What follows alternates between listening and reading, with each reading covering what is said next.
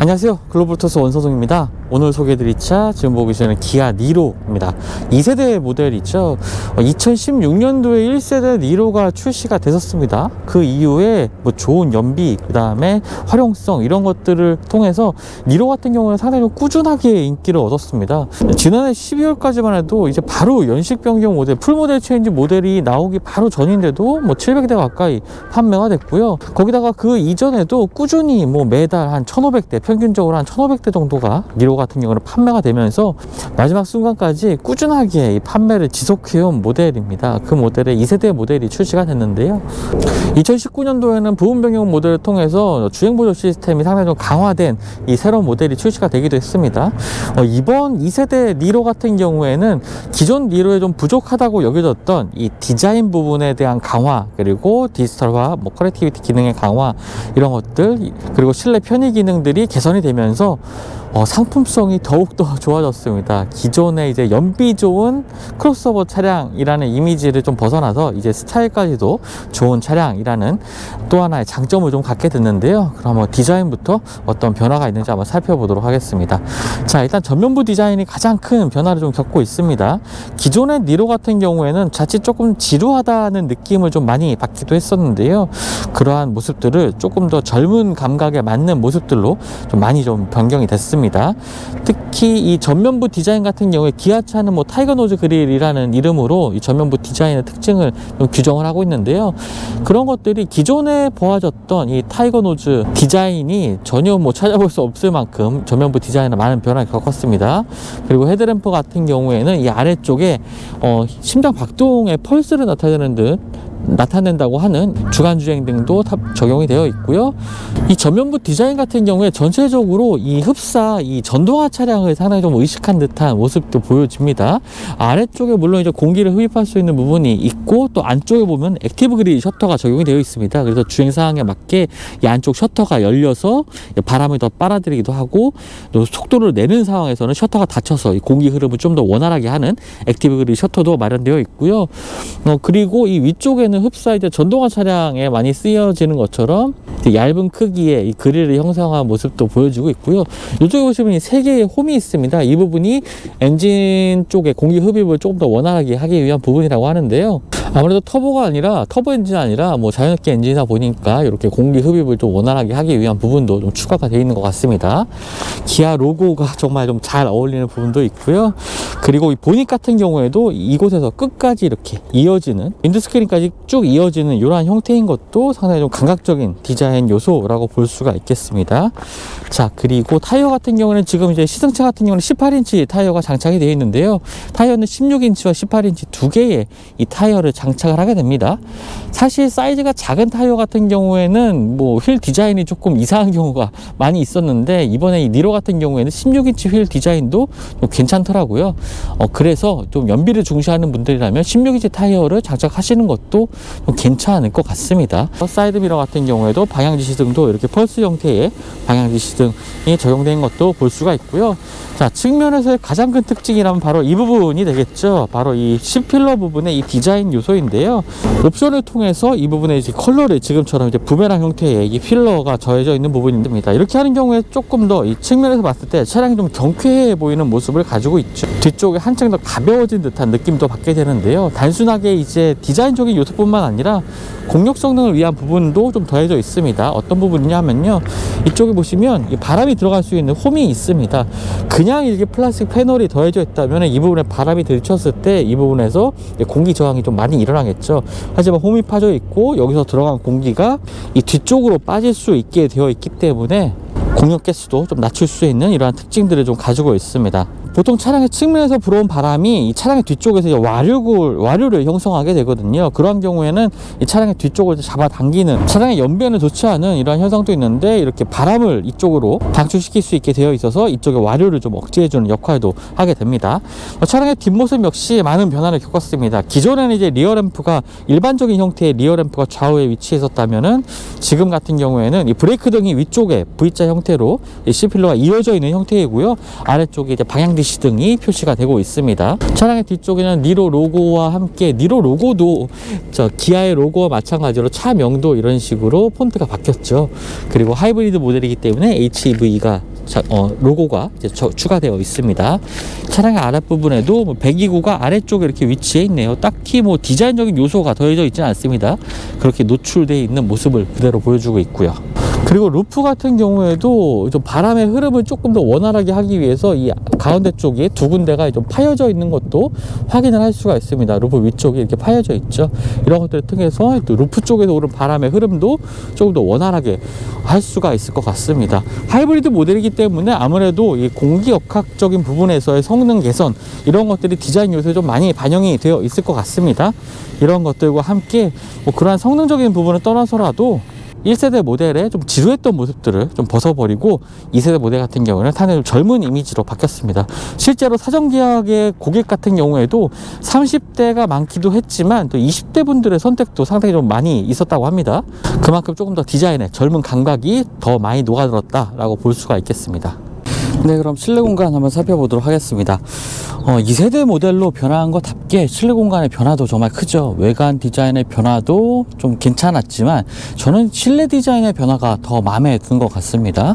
특히 이제 기존 모델들 같은 경우에는 기존의 이제 니로 같은 경우에는 이 대시보드가 거의 수평 형태에 가까운 모습이었는데 그에 반해서 이번에 2세대 이 니로 같은 경우에는 이 계기판을 중심으로 해서 조석조로 아래로 이렇게 쭉 내려가는 이러한 라인을 가지고 있습니다. 그렇다 보니까 조금 더 부드러워진 이미지, 편안한 느낌 이런 것들을 좀 받게 되는 부분이 되는 것 같고요.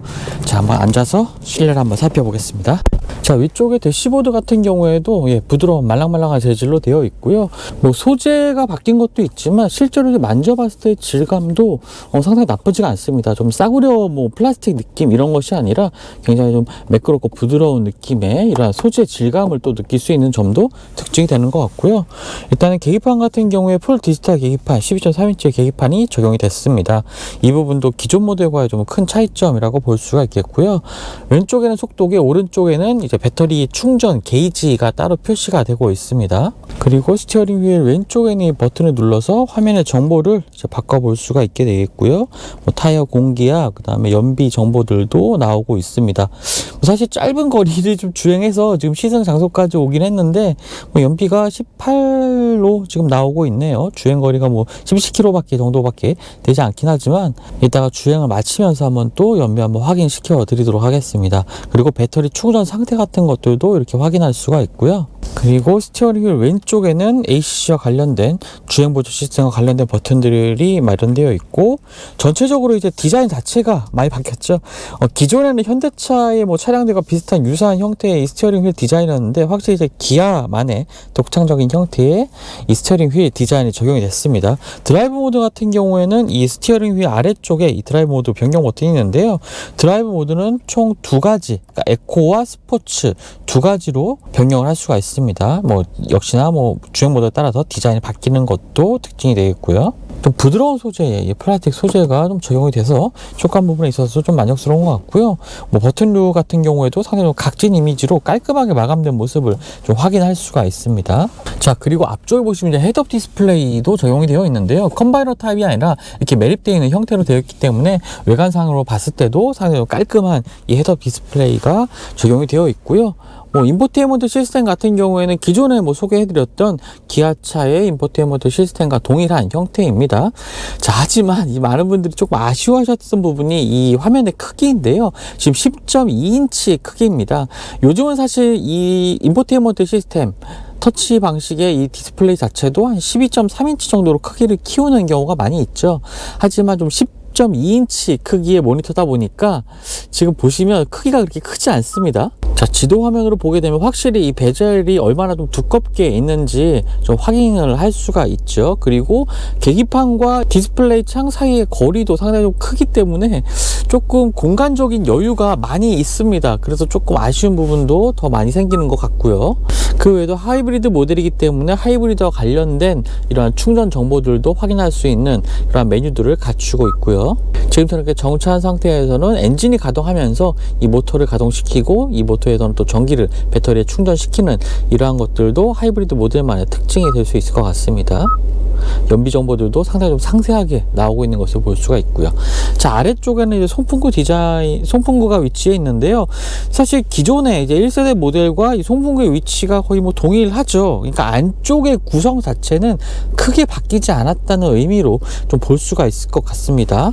그리고 아래쪽에는 이제 화면을 전환을 통해서 공조장치와 메뉴 버튼들을 이렇게 바꿀 수 있는 부분들도 좁은 공간 안에서 다양한 메뉴들을 구성할 수 있고 또 상당히 좀 디지털화된 모습, 이런 것들을 부각시킬 수 있는 이런 구성이 아닌가라고 생각이 되고요. 또 아래쪽에는 무선 충전 패드 마련되어 있고요. 상당히 공간이 넓습니다. 그래서 뭐 대충 이렇게 물건들을 던져놔도 잘 수납할 수 있을 만큼 넉넉한 공간 확보하고 있고, C-V C거제, C타입의 포트, 그 다음에 A타입의 포트 두 가지가 마련되어 있고요. 기어 노브 같은 경우에 다이얼 형태입니다. 그리고 엔진 스타트 버튼은 이 앞쪽에 마련이 되어 있고요. 그리고 옵션에 따라서 열선 시트 3단계, 그 다음에 통풍 시트 3단계로 조절 가능하고요. 스티어링 휠 열선도 지원을 하고 있습니다. 오토홀드 버튼과 함께 또 주차 보조 시스템도 활용을 할 수가 있는데요. 지금 뭐 짧게 누르면 카메라 영상, 길게 누르면 주차 보조 시스템이 작동한다 라고 나와 있죠. 네, 그리고 주차 화면 같은 경우에는 이렇게 두 가지 모드를 통해서 뭐 견인 모드 같은 것도 지원을 하고 있고요. 후방 화면도 이렇게 디스플레이로 보여주고 있습니다. 360도 어라운드 뷰 카메라까지는 지원하고 있지 않고요. 자, 아래쪽으로 컵홀더가 마련되어 있는데요. 네, 이러한 형태입니다. 보통 때는 이렇게 접어서 아주 넉넉한 공간을 사용할 수 있다가 이제 푸시 버튼을 누르게 되면 컵홀더로 활용할 수 있는 이런 점들도 좀 좋은 부분이 될 것 같고요. 그리고 기본적으로 상당히 좀 이 암레스트 아래쪽에 있는 공간이 넓습니다.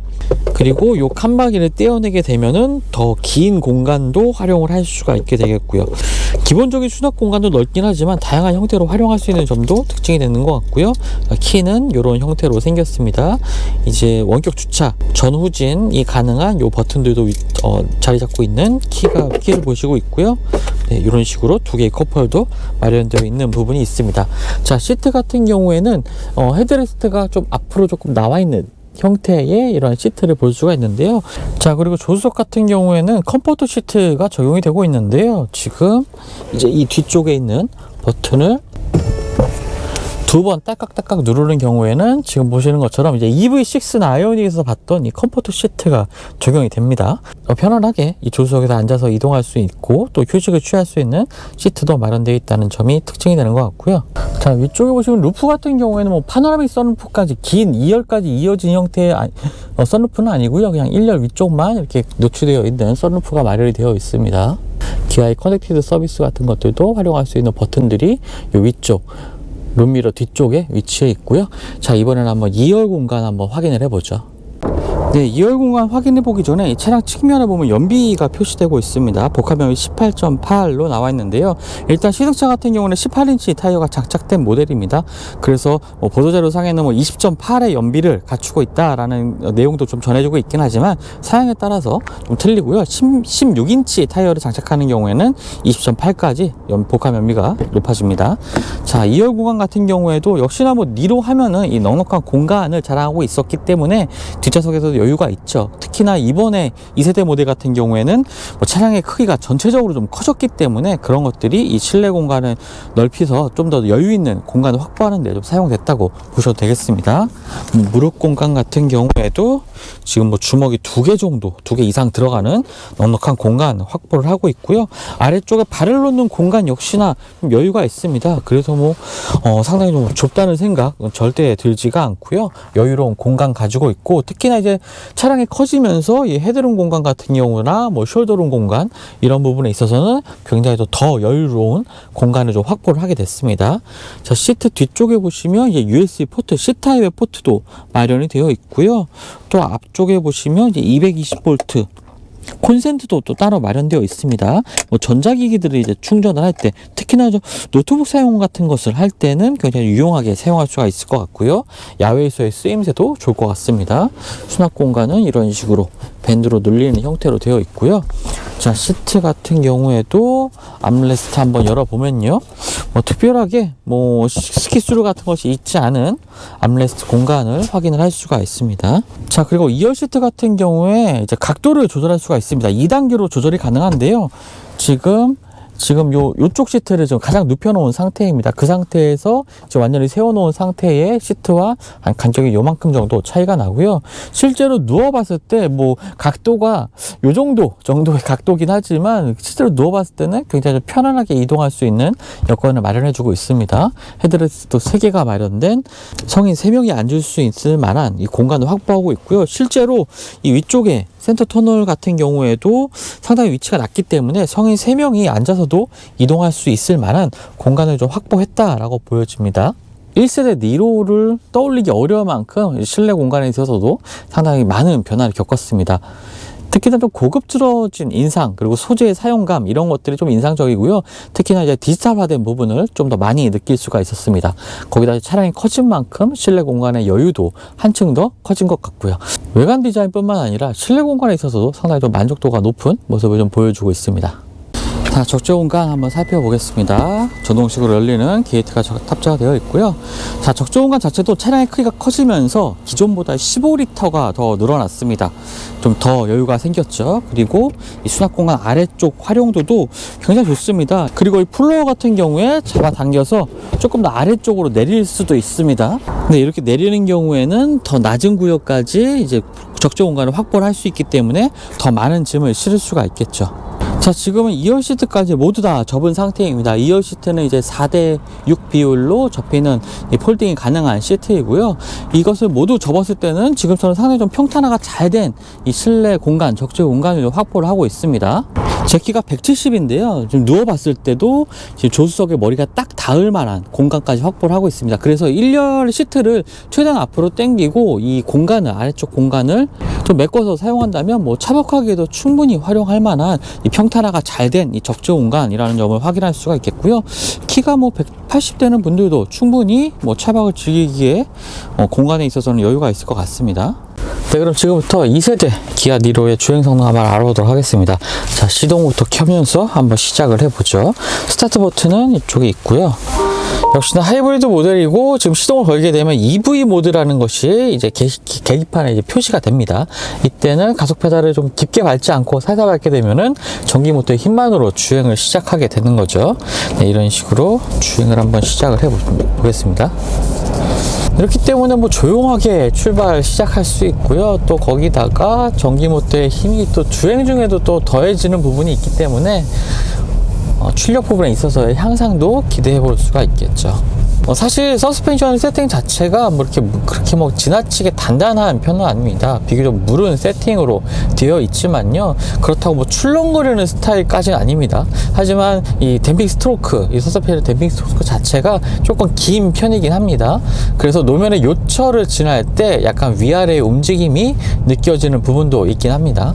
하지만 뭐 2차적인 충격까지 또는 진동까지 뭐 느껴지지 않을 만큼 잘 잡아주고 있기 때문에 안락하다고까지 말하기는 좀 어렵겠지만 그래도 편안하게 주행을 이어나갈 수 있는 뭐 서스펜션 세팅, 무난한 세팅이라고 좀 말할 수가 있겠습니다. 사실 이런 점들은 기존의 니로 같은 경우에도 1세대 니로 같은 경우에도 이러한 성격을 좀 표방했던 부분이 있거든요. 뭐 그런 점들이 2세대 니로 같은 경우에서 크게 바뀌지 않고 유지가 되고 있습니다. 네, 지금처럼 이제 과속방지턱을 넘는 상황에서도 두 번째 충격 같은 경우에도 아주 깔끔하게 콱 잡아주는, 살짝 잘 잡아주는 이런 모습도 확인할 수가 있었고요. 아무래도 이번 니로 같은 경우에는 그 디자인의 변화에 신경을 좀 많이 썼다고 하고, 또 한 가지 많이 신경 쓴 부분이 이 정숙성 부분이라고 합니다. 지금 이 아래쪽에 도로 같은 경우에 보도블록이 깔려 있는 상태인데요. 뭐 이 상황에서 지금 한 40km 정도의 속도로 주행을 해봐도 노면에서 올라오는 소음들이 굉장히 잘 억제가 되고 있는 것도 확인할 수가 있습니다. 노면 차음도 많이 좀 신경 쓰는 부분을 느낄 수가 있고요. 기존의 니로보다도 이 정숙성 부분에 있어서는 조금 더 좋은 점수를 일단 이렇게 저속으로 주행하는 구간에서는 좀 확인할 수가 있고요. 또 이따가 고속 구간에서도 또 어느 정도의 좀 소음이 좀 느껴질지 한번 또 봐야 되겠습니다. 스티어링 휠의 조향 감각 같은 경우에는 좀 느슨한 편입니다. 여유가 있고요. 뭐 차량이 뭐 아주 1대1로 칼같이 움직인다는 느낌보다는 한 템포 느리게 이렇게 부드럽게 차선을 그려 나간다는 느낌이 좀 강합니다. 이런 것들이 니로를 이제 온 가족이 타기에 좀 적합한 차라는 표현을 하기에 이렇게 차량의 성격 자체도 그런 것에 좀 중점이 맞춰져 있는 것 같습니다. 이제 이렇게 정속 주행이 조금 더 유지가 되게 되면은 EV 모드가 다시 활성화가 됩니다. 이때는 전기 모드 힘만으로 주행하기 때문에 좀 조용하게 주행을 할 수가 있겠죠. 하지만 이 상황에서 다시 가속 페달에 힘을 실게 되면은 지금처럼 엔진이 가동을 하면서 주행을 하게 됩니다. 뭐 엔진음이 그렇게 엔진 음색 자체가 뭐 귀를 거슬리는 타입도 아니고요. 또 배기량이 그래도 1.6L 자연흡기 엔진이기 때문에 엔진 자체가 이렇게 힘겨워한다는 느낌까진 받기 어렵지만, 하지만 차량이 이렇게 뭐 앞으로 솟아같이 튀어나가는 이런 가속감은 사실 조금 더디게 느껴지긴 합니다. 하이브리드 파워트레인 자체가 뭐 성능을 조금 더 높이기 위한 이러한 설정이라기보다는 어디까지나 연비에 좀 초점을 맞춘 차량이라는 점, 이런 점들을 좀 확인하시면 좋을 것 같고요. 뭐 그렇기 때문에 그동안에 니로가 그만큼 연비 부분에 있어서만큼은 정말 좋은 평가를 받아왔다는 생각이 듭니다. 자, 좀 정차된 상태에서 다시 가속을 해봤는데요. 가속감 역시 부드러운 설정 위주입니다. 앞으로 빠르게 치고 나가는 듯한 가속감보다는 부드럽게 가속을 이어가는 세팅이 맞는 것 같고요. 이 역시 뭐 1세대 니로에서도 또 비슷한 성격의 차량임을 좀 확인을 할 수가 있었었죠. 속도를 높여서 좀 주행을 하고 있는데요. 일단은 승차감이 굉장히 좀 부드럽습니다. 그 부분에 있어서도 어느 정도 좀 개선을 좀 이룬 것 같고요. 이전 모델이 굳이 비교를 해보자면 이전 모델보다 확실히 착 가라앉는 느낌이 조금 더 강해졌습니다. 뭐 1세대 니로 같은 경우에도 그렇게 뭐 주행 특성에 있어서는 좀 편안한 주행 이런 것들에 있어서 좀 만족스러운 모습을 보여줬지만, 전반적인 이 편안한 주행 감각에 있어서는 2세대 모델이 확실히 좀 개선된 모습을 보여주고 있네요. 효율성을 좀 더 높이기 위해 이 그린존이라는 구역에 진입하게 되면은 이제 전기 모드가 조금 더 자주 활성화가 됩니다. 이 그린존 같은 경우에는 지금 이 내비게이션 상의 그 지도 위치에서도 확인할 수가 있었고, 지금 좀 미사리 경정 공원에 잠깐 좀 들어갔다 왔는데요. 그 일대도 이제 그린존으로 지정이 되어 있더라고요. 그래서 계기판 상에 이제 그린존이라는 마크가 뜨게 되고요. EV 모드가 좀 더 적극적으로 활용을 할 수가 있게 됩니다. 그리고 회생제동을 좀 적극적으로 사용하는 것도 이제 주행에 도움이 되겠죠. 회생제동 같은 경우에는 이 스티어링 휠 뒤쪽에 있는 이 패들 시프트를 통해서 회생제동의 강도를 조절할 수가 있습니다. 좀 한 가지 좀 의아한 것은요, 이 플러스 버튼을 눌렀을 때 회생제동이 강해지는 게 아니라 마이너스 버튼을 눌렀을 때 회생제동의 레벨이 조금씩 강해집니다. 조금 제 인식으로는 반대의 경우가 아닌가라고 생각이 되는데, 어쨌든요, 마이너스 버튼 누르면 회생제동의 강도가 좀 강해지고, 지금은 이제 레벨 3까지 맞춰놓고 이 마이너스 버튼을 꾹 길게 누르게 되면 맥스까지 올라갑니다. 이 맥스까지 올라가는 경우에는 이제 가속 페달에서 발을 뗐을 때 완전히 차량이 정차할 때까지 이어지는데요. 그냥 일반적으로 주행하는 이 가장 회생제동을 3단계로 레벨 3로 높여놓은 상태에서는 차량이 완전히 정차하는 데까지는 이제 이어지지 않습니다. 브레이크 페달을 밟아야 이 정차가 되고요. 그리고 이 두 개의 페달을 동시에 이렇게 길게 누르는 경우에는 이제 오토 모드로 전환이 됩니다. 이때는 차량이 알아서 이 회생제동의 강도를 조절을 해주는데요. 뭐 속도를 어느 정도 이렇게 높여서 주행하는 상황에서는 회생제동 강도가 상당히 좀 강하게 3레벨로 조절이 됩니다. 오토 모드에서도요. 하지만 속도가 빠른 경우에 회생제동을 했을 때의 이 강도가 크게 느껴지질 않습니다. 실내 주행을 할 때는 이 레벨 3로 높이게 되면은 조금 더 몸이 조금 앞으로 이렇게 움직일 정도로 회생제동이 좀 강하게 잡히긴 하지만요.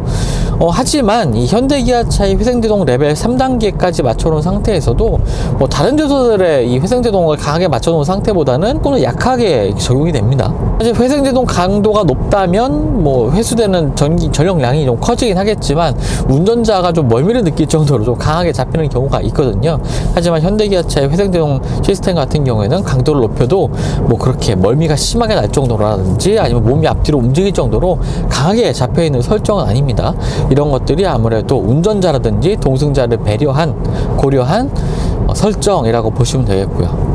조금 더 속도를 높여서 한번 주행을 해 보겠습니다. 지금 1.6L 가솔린 엔진이 아주 활기차게 움직이고 있는데요. 스포티지 하이브리드 같은 경우는 일단 기본적으로 시스템 종합 출력도 200마력대로 상당히 좀 높죠. 지금 이 니로 같은 경우에는 시스템 종합 출력이 141마력입니다. 이것도 1세대 니로와 좀 동일한 부분이고요. 연비 개선은 됐지만 최고 출력 부분에 있어서는 큰 변화는 없습니다.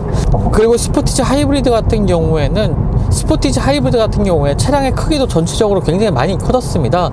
니로보다도 훨씬 차량의 크기가 크기 때문에 뭐 연비 부분에 있어서는 아무래도 니로 이 하이브리드 모델이 스포티지 하이브리드 모델보다는 좀 앞선 모습을 보이고 있고요.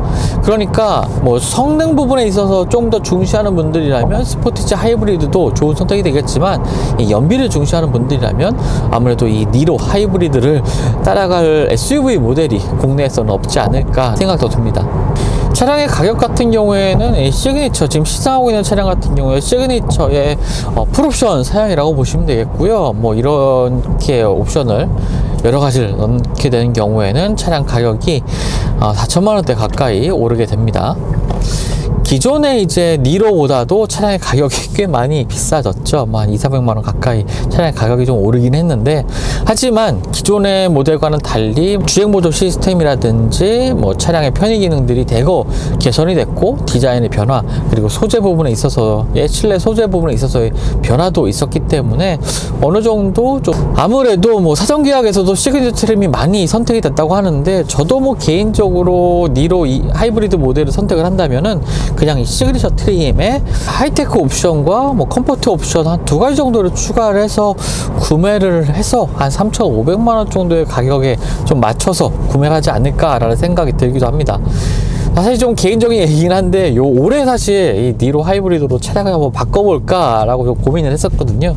하지만 뭐 CS 출장 다녀오고 좀 머뭇거리는 사이에 사전 계약이 벌써 17,000원대가 넘어왔다는 발표가 났습니다.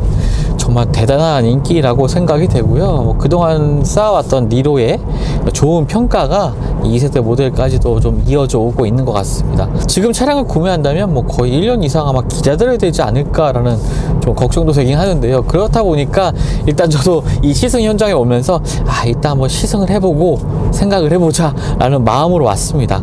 조금 더 차량의 공급이 원활해질 때까지 조금은 좀 기다려 봐야 되지 않을까 생각합니다만, 차량이 뭐 마음에 안 드는 부분이 있어서 그런 것은 아닙니다. 차량은 정말 마음에 들고요. 일단 뛰어난 연비와 기존에 아쉬웠던 스타일까지 좀 바뀌면서 일단은 뭐 단점 자체가 그렇게 많이 없어진 차량인 것 같긴 해요. 하지만 굳이 조금 아쉬운 점을 좀 꼽자면요, 차량의 효율성에 정말 중점이 맞춰진 이 파워트레인 세팅, 이런 것들을 가지고 있습니다. 뭐 차량의 전반적인 설정 자체도 편안한 이 안락한 주행 성능에 조금 더 맞춰져 있는 편이고요. 그렇다 보니까 조금 주행을 좀 즐기는 분들에게는 니로 하이브리드 모델이 좀 성에 안 차는 부분이 많을 것 같습니다. 오히려 그런 분들에게는 스포티지 하이브리드가 조금 더 맞은 선택이 되지 않을까라고 생각이 되고요. 정말 스트레스 없이 편안하게 이 운전을 즐기고 뭐 장거리를 이동하고 가족들과 이동하고 여행을 즐기고 뭐 차박까지도 활용할 수 있는 이런 점들을 좀 두루 고려한다면 니로 하이브리드가 뭐 지금으로서는 국산차 중에서는 정말 가장 적절한 선택이 되지 않을까라는 생각이 들기도 합니다. 차량의 크기 부분에서도 좀 적당하다는 생각도 들고요. 마지막으로 한 가지, 좀 속도를 높여서 주행하다 보면은 좀 A필러 쪽에서의 소리가 조금 커지는 부분이 있습니다만, 확실히 정숙성에 신경 썼다는 부분, 이 부분에 있어서는 좀 공감할 수가 있을 것 같습니다. 전반적으로 소음에 있어서는 뭐 스트레스 받을 부분이 거의 없어 보이네요. 부담 없이 즐길 수 있는 주행 성능을 가지고 있는 점, 이 점이 바로 니로의 가장 큰 장점이고 2세대 니로까지도 이어져 오고 있는 특징이 아닌가 싶습니다. 네, 지금까지 글로벌 오토스 원서동이었고요. 저는 또 다음 시승 영상을 통해서 만나 뵙도록 하겠습니다. 감사합니다.